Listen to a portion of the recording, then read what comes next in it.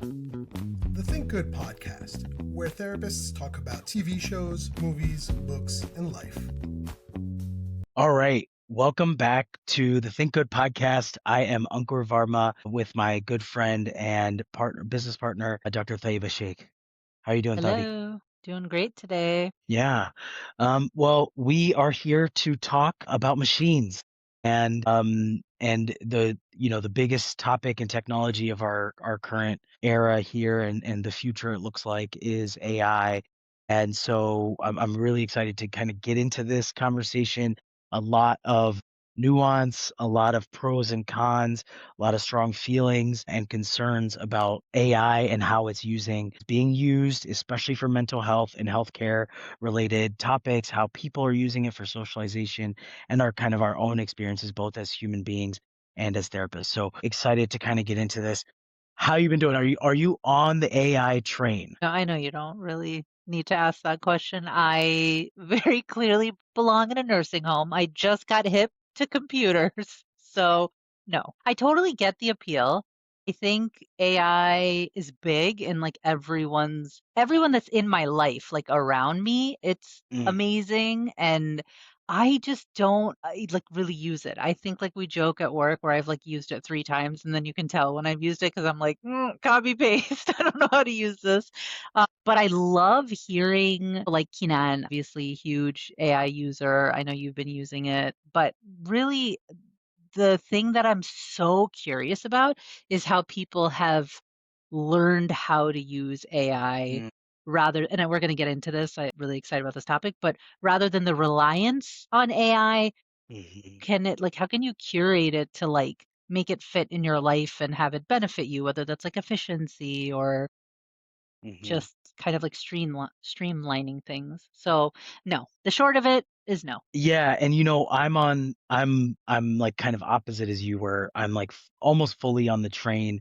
I'm well aware that the train is moving too fast for the tracks, and I'm concerned about the destination of things here, but I have found it incredibly useful. You and I have been building our group practice for a year and a half now, and it has been really useful in terms of organizing, planning, running things through kind of a financial filter, projecting things out for our business. And then creating a lot of documents like, the HR piece of things that, is supposed to be the tedious, more boring stuff. It has helped a lot with in terms of getting us going and getting us, a good foundation in some areas of our business practice. And then there are just some areas that it just hasn't been able to provide for. And I think a big part of that obviously is the people side of things, in terms of our therapeutic work, but it's also not always reliable when it's something that we have to figure out with a very specific state insurance therapy kind of trickiness that we come across in the administrative side of our work. So I think there are definitely limitations on that side of things. I also know that I've been using it a lot for like travel. What's our itinerary, how do we manage this stuff. We have a less than a 1-year-old at home, and so try to figure stuff out logistically when we travel or we do something that's requiring planning. And I've used it also for like family healthcare kind of stuff, running it through, understanding what tests can mean. And I try to always have a grain of salt with it in terms of how accurate might it be or when might it make mistakes. And I've come across some interesting kind of interactions that I think we'll get into. And I know that our clients are using it, and so it's here whether we want it to be or not.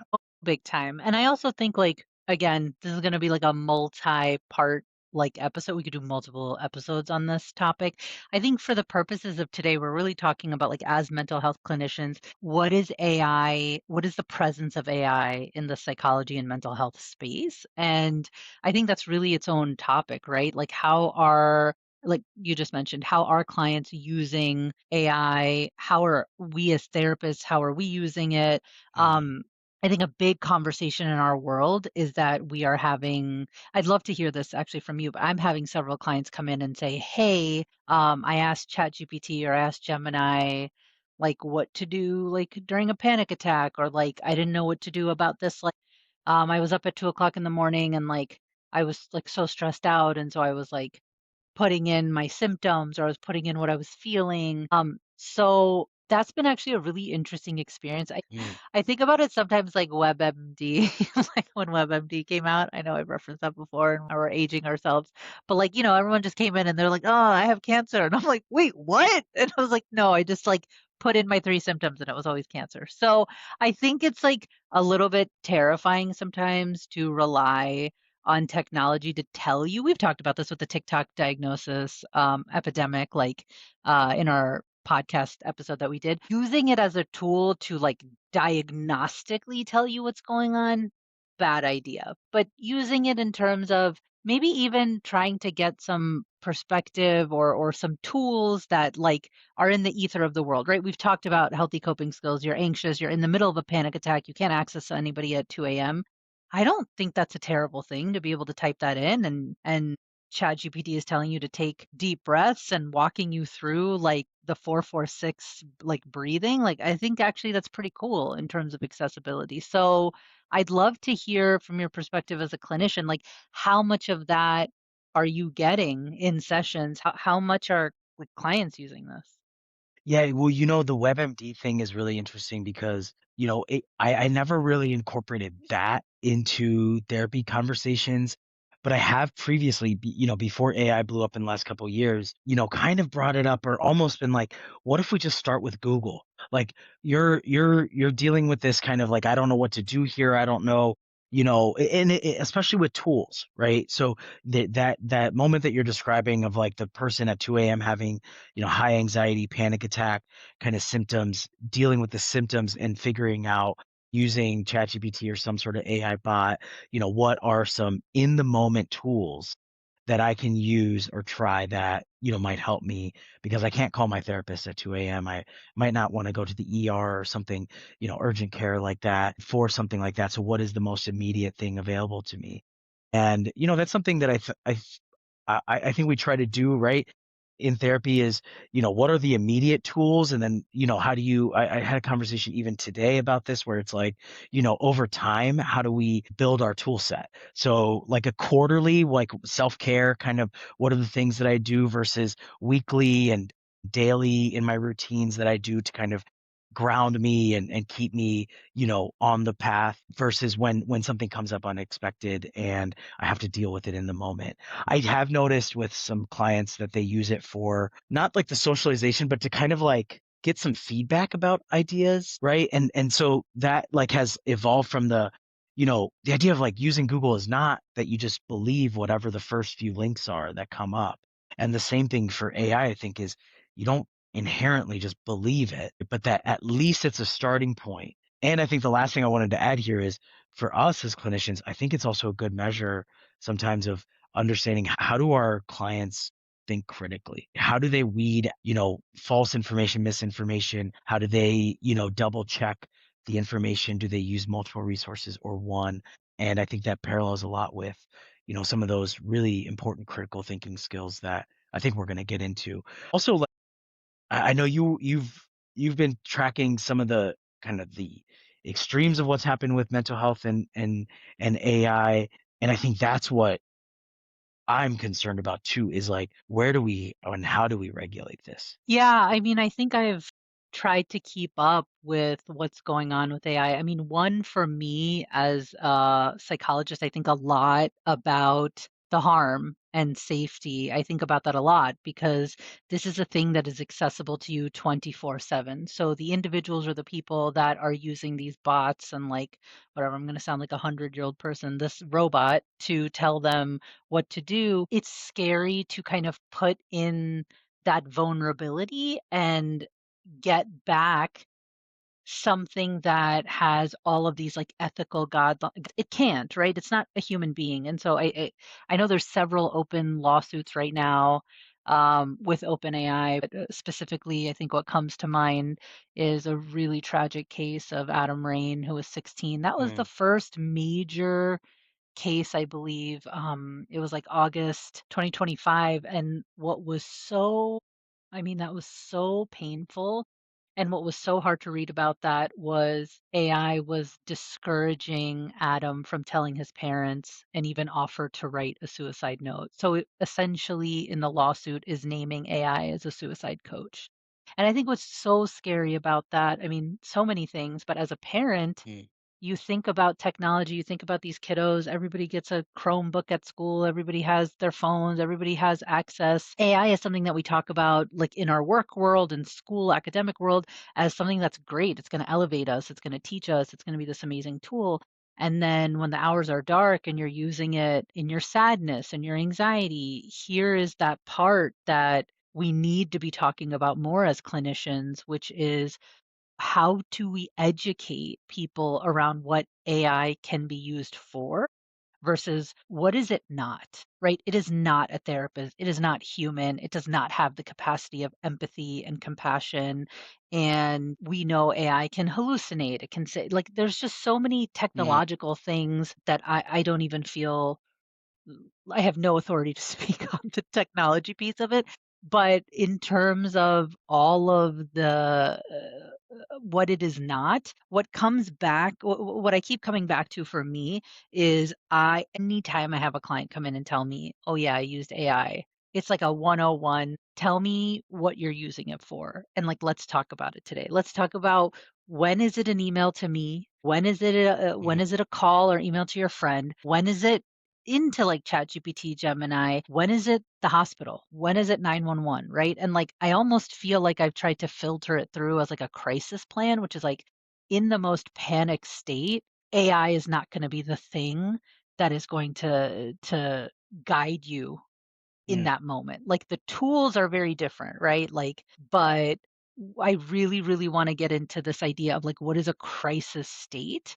And then just like old school, we go into like, who are the people, places, things, what is tangible for us? And that's the mm. biggest thing for me is especially seeing all these lawsuits and these openings. Like that's what really breaks my heart is, um, these kids are they're using AI, like they're lost, they're sad, they don't know what to do, they're trying to gain this connection, and that's the world we live in. They're not doing anything wrong, but who's the responsibility on? We all have to. We know the world we live in. We know that this is accessible. So as clinicians, I really want to talk more about what our responsibility is, and ultimately, like even if there's clients that aren't using AI, I find myself thinking about how maybe this is something that we talk to everyone about because Yeah. I think it's so important. Yeah, and I think you were really hitting on some of these things, right? Like as you were talking, the word boundary just kept coming up to me, right?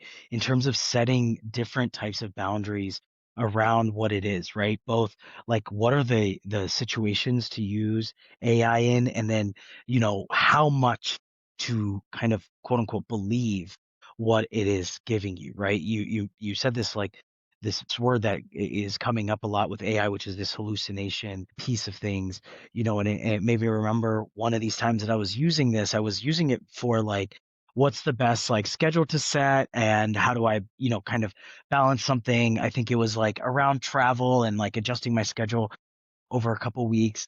And it said something, and I haven't been able to go back and find it in my actual ChatGPT, but it said something like, therapist to therapist, here's what I would recommend. And I was like, whoa, like I literally had this like push myself away from the desk moment. Like, that's too much. And I was like, I got mad. I was like, you're not a therapist.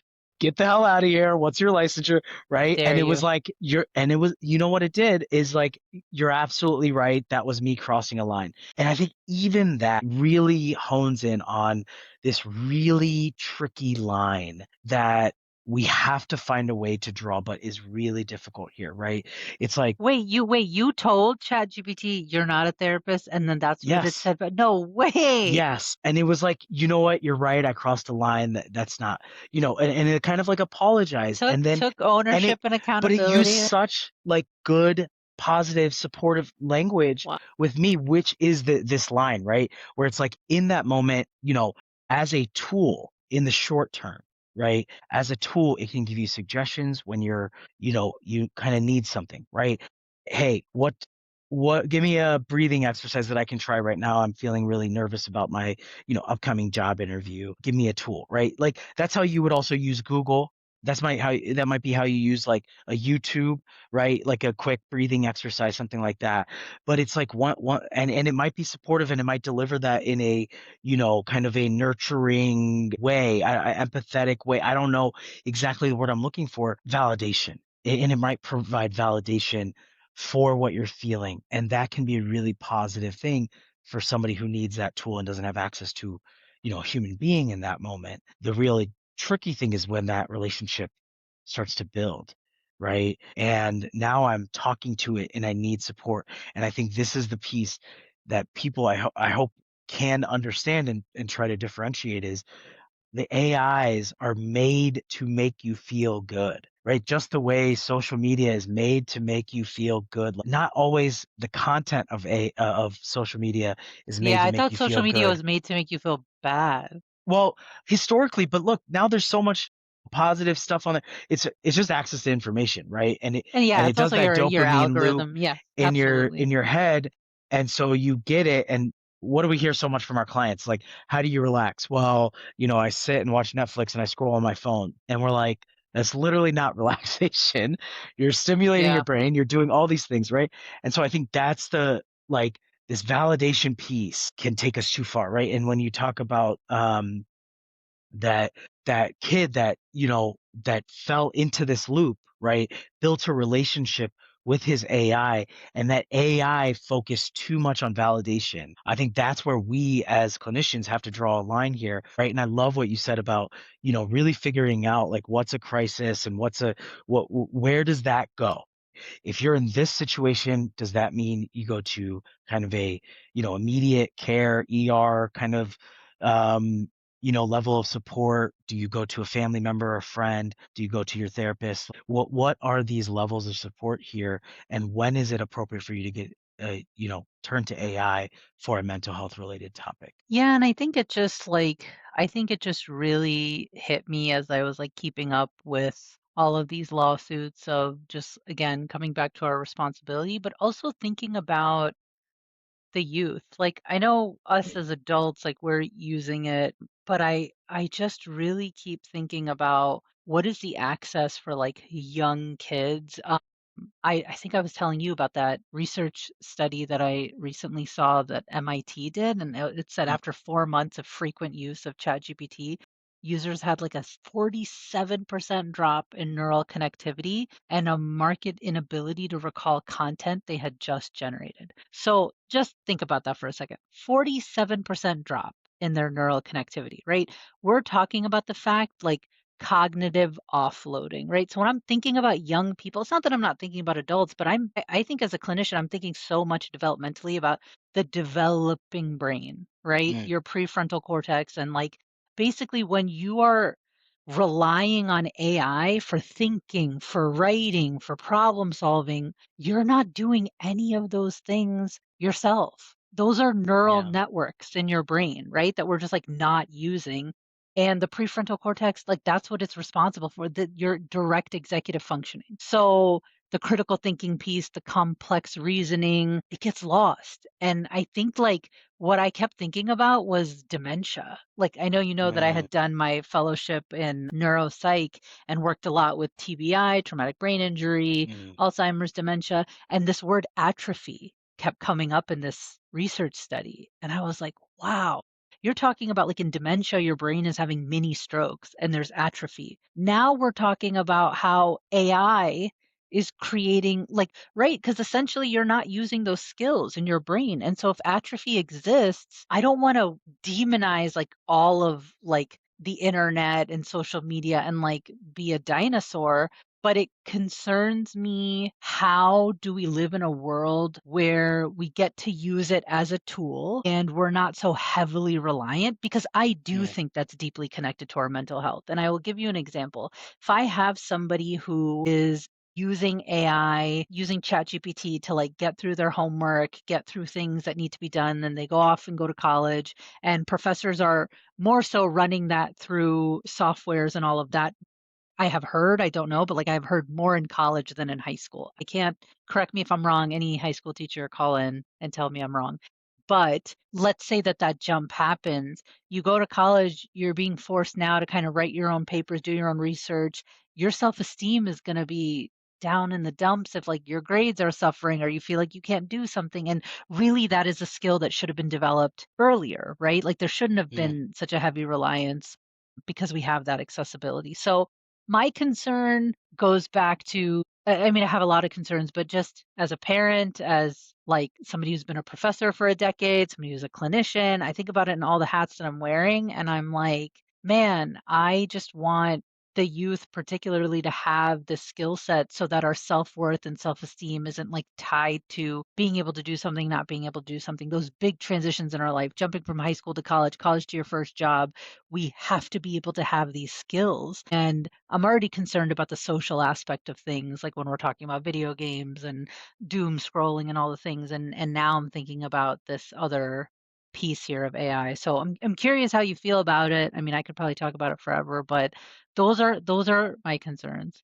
Well, yeah, and these are I share a lot of these concerns, right? Because I think this is extremely important and also really difficult for us to um, gather evidence on, right? We are gathering evidence now, like right, this MIT study that you're referring to, but we need longitudinal studies, but we also cannot wait to see the costs of longitudinal AI use, if that makes sense, right? Like in 10 years, we will have all these studies that tell you about the dangers of AI and how for thousands of people it has atrophied their brains or it has maybe early onset something that mirrors dementia or something along those lines, right? But that's my worry is that then it's too late, right? There was a lot of talk last year, the last 2 years about the anxious generation, Jonathan Haidt's book, right, about the dangers of social media and youth.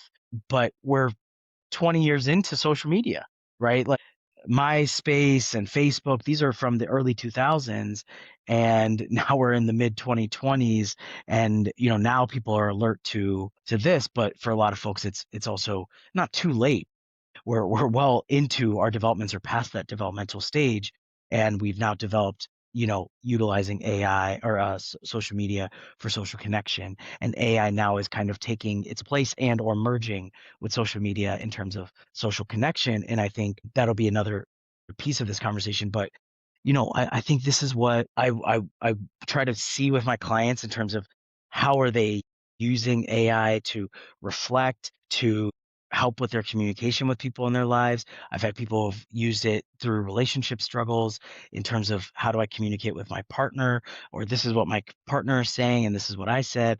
This is what my partner said. What do you think that means? Like, and is she gonna take me back? Should I take her back? Kind of conversation sometimes, and it's really tough to, okay, it's saying this, but at the same time, like it doesn't know anything about your human experience, right? It doesn't know anything about you and this person, and that connection that is just not measurable, right? So yeah, some I think some real concerns here around what that use looks like, especially over time, and especially when it comes to relationships with other human beings, and how this mirrors it but cannot replace it. Yeah, and I love that you brought that up with, how are people, man, how are they trying to problem solve, make life decisions, get some validation? I want to be clear, like I think there are some really cool parts of AI that can be used if used correctly. And we're talking specifically in the mental health space, right? Like using AI to like plan your vacation, like get information, sure, I get it. But specifically with mental health, one of the things, I'll tell you a funny story. I had a client like reach out and they like had sent me this email and it was very like I had like never heard them speak like this, and they're like, I want to be using cognitive behavioral therapy and I want to do this intervention and I want to write this Mm, journal. And I was like, damn, like I've been seeing this person for years. And it's funny because they came to session. I was like, hey, I loved this email. Talk to me, tell me about like, you seem like you're on this path and you know what you want. And like, I'm so curious. And of course, like AI never occurred to me. And he straight up was like, Yeah, I used AI to write that. I was just like, oh, what do you think? What do you think could help me? And like, what do I need? But one, I loved his honesty. Two, I didn't even flag it because I was like, wow, I was like, oh my gosh, this is so interesting. But what a cool springboard to jump into. Okay, what was the prompt that you wrote? What were you thinking about? Exactly. Were Yeah. you like reflecting on therapy and you were like, hey, I want like more worksheets or I want more like direction or structure? Like, talk to me about, because I love that you, one, I love that you did that. Two, I love that you communicated that to me. That's amazing. And three, here we are like talking about it. So whether or not we decide, yeah, let's do it this way, let's come up with a plan. So I thought that was a very cool experience for me around AI. Yeah, and I think we're dancing around this, critical thinking, executive functioning is the other, part of this, right? And critical thinking, executive functioning go, hand in hand, right? This idea of being able to complete tasks and plan things for the future, organize yourself, organize your thoughts, how do you use your memory, as well as how do you make complex decisions, right? And weed through your own feelings. And that's it. That's really interesting that you first of all, that you brought this example up because my brain went to, I wonder what their prompt was. Like, hey, I'm struggling with therapy. I feel like it's going nowhere. Or I feel like I don't know how to communicate to my therapist something, or I don't know how to cycle, right? Like, what was he trying, or your client trying to, communicate? And then how did AI help, put those pieces together? Or did it just like completely just create like, hey, I need to figure out what to do with therapy. And it just kind of gave him or this person, some ideas. And I don't know. I find myself thinking a lot about, the balance of using tools whenever, when I work with a lot of my executive dysfunction clients, ADHD or something along those lines. I think a lot about what is the balance of using tools and where do you need to kind of strengthen and kind of weight lift these skill areas in your brain, right? So it's like, okay, I can tow this boat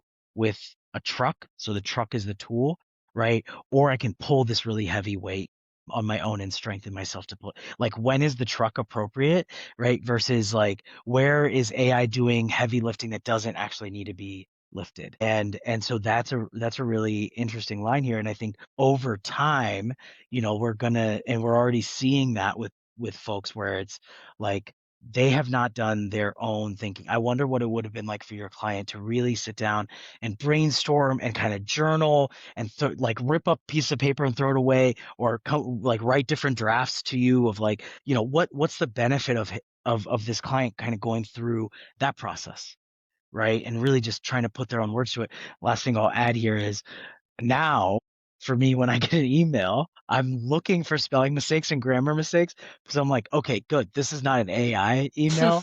Whereas earlier, that would be like a huge like annoyance to me. It would I be like, mean, you were like the simple grammar spelling police mistakes or forever. grammatical mistakes. But now I'm like, good, a mistake in this email, that means this person did not use That AIs. means we're dealing with a real human. Yeah. No, I get it. And I think, again, like as we've sort of outlined, there's pros, there's cons. I mean, I think a lot of what we talk about in the mental health space specifically with AI is accessibility is a pro, right? You're able, there's just this wealth of knowledge that's in there, the coping skills, the accessibility, just like reminding you how to walk through certain things, even meditations, anxiety, depression, anger, grounding techniques, amazing. The other pro is like anonymity. I mean, you're just able to, you don't feel judged, right? You're just kind of putting everything in, and that's a big deal. There's not this sense of social shame. That's a big deal. And then of course, like just the administrative relief of like I don't have to write this whole thing out and I'm just Hmm. going to kind of put it and it'll clean it up and make it better. That could be a pro, that could be a con. But for the purposes of like trying to utilize it to find some coping skills, I think those are the pros. For me, and I think a lot of what we talked about, the cons are just you're going to find that surface level empathy. AI mimics Hmm. empathy. We need to remember that. It mimics it, but it lacks what we call shared suffering, right? Like it doesn't have the ability to have this core human bond where it's gone through what you've gone through. So we've taught it to, like you said earlier, when you yelled at your chat GPT for saying it was a therapist, like it's not a human being, and then it'll Mhm. give the validation, it'll apologize, it'll mimic what a human should say when they're confronted. The other con, again, privacy, data, safety, how much do you want Yeah, it all of kind your of stuff? like Yeah. it makes you feel like it's confidential, but it's really not. Like, I hope everybody knows that this data is not private. It's literally everything we put in, right? This is a large learning model, is what we're talking about when we really talk about AI. And actually, I haven't been able to find it, but I remember a while back listening to something on NPR about AI and how they shouldn't have named it AI. Like, artificial intelligence is not a great name for it. It should have been like a language learning model or something along those lines, because that's really what it's doing. It's taking all of content, human written and created content that has been out there for whether it's centuries or recent or occurring live, and learning from that, its tendency. So when it says therapist to therapist, here's how I would set up your schedule, it's also hard to really, well, yes, I got like annoyed, mad, scared a little bit, like, whoa. But at the same time, it's maybe taking from some blog posts or some guidance that's out there on the internet from an actual therapist who was like, here's how I set up my schedule, right? When I'm, after I travel, or here's what I do to balance this. And I think because of the way that it uses, like what language it uses, makes you feel. And again, that is tying into the feels like it's being empathetic, right? How powerful is it? Like if I was like to you, hey, think about like when you traveled, 3 years ago with your kids, how did you do it? And how did you balance? We're traveling and like, did you take a car seat on the plane? Like that kind of thing, right? And it's so much more powerful coming from you. Here's how I handled it. Here's what was hard. And at the same time, our AI agents here can mimic that language, right? I feel you. And I think that's what then over the long term, right? It feels good, it feels human, and it gives us a little bit of that dopamine validation, right? And at the same time, it's like it's really not building actual human connection. And so it's mimicking that. And so it's a very like it's a false foundation here with relationship building. Yeah, and I think to your point, like again, that narrative that comes from a human is always going to have a deeper connection, and like you're going to be able to get more into the questions, the dialogue, what were the human experiences. I think all of this is tying back to us really saying, as mental health clinicians, using AI, yeah, that's the world we're in. Using it responsibly, using it with its limitations and boundaries, and talking about how you're using it, that's a big part of this. And so if I can emphasize anything, it would be, let's talk more about how we're using AI specifically for mental health, for sharing how we're feeling, for coping skills. Going back to the story that I told, that prompt was the most important piece. And I loved that it became our session, because I don't know if he would have come in otherwise and said the thing that he was like feeling, or that he wanted. And so I really want to encourage the responsibility we have as clinicians to be like, okay, let's talk about how we're using AI like in our space. And I think if there can be one take home message from this whole podcast, it'll be like, let's just share more about how we're using it. Yeah. What what I'm thinking about now is, how do we work together? It's one of those things that's here to stay. I don't see it all of a sudden going away. So, I think we've spent a good amount of time on the challenges and the yellow flags and even the red flags of AI use. One thing that's coming to me is, some of the clients that I work with, and the if you are, using it to get some feedback and what do you and try to predict a little bit, what do you think will happen? You know, great, fine, but that's one piece of data, one set of data here.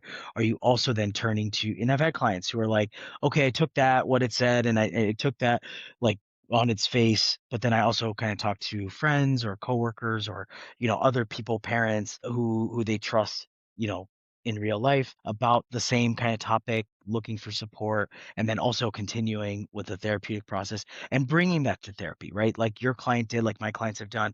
And what I'm starting to encourage them with social media, what I would encourage them to do is send me the YouTube videos, Yeah, Instagram reels, exactly. Share it. TikToks that you are watching, that you are, when you come, I've had clients that come in and say, hey, I've been seeing social media content that is telling me that I might be on the autism spectrum. I might have ADHD.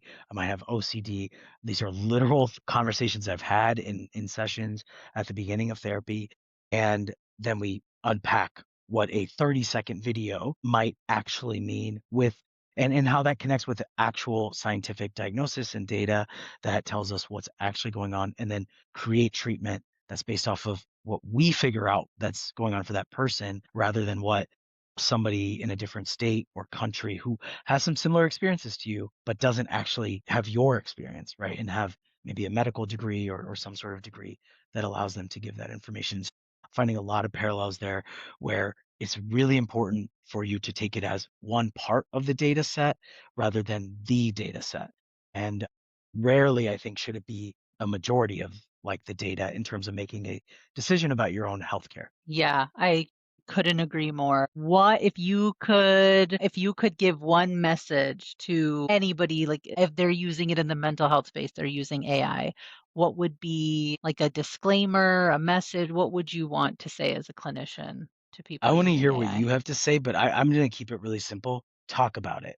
Like, share what you're using it for with people in your life who you trust, right? Yes. Who you can rely on. So that if that is your therapist, your physician, your partner, your whoever it is that's important to you in your life, do not isolate.